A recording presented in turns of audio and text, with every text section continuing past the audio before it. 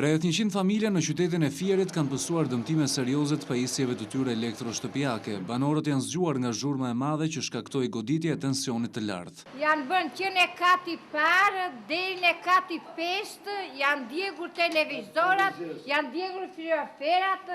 Këtu një komshiu dojtë komplet televizori mori flak shtëpia. Por shqetësimit të tyre përfaqësues të keshit janë përgjigjur duke sqaruar se shkaktarët e vërtetë të kësaj situate janë vjedhësit e një kabli elektrik. Ndaj nëse qytetarët duan të marrin dëm shpërblimin, duhet të padisin vjedhësit e këtij kabli. Ne nuk marrim përgjegjësi për dëmtimet që vinë si rezultati i keqbërësave, veprimtarive keqbërëse.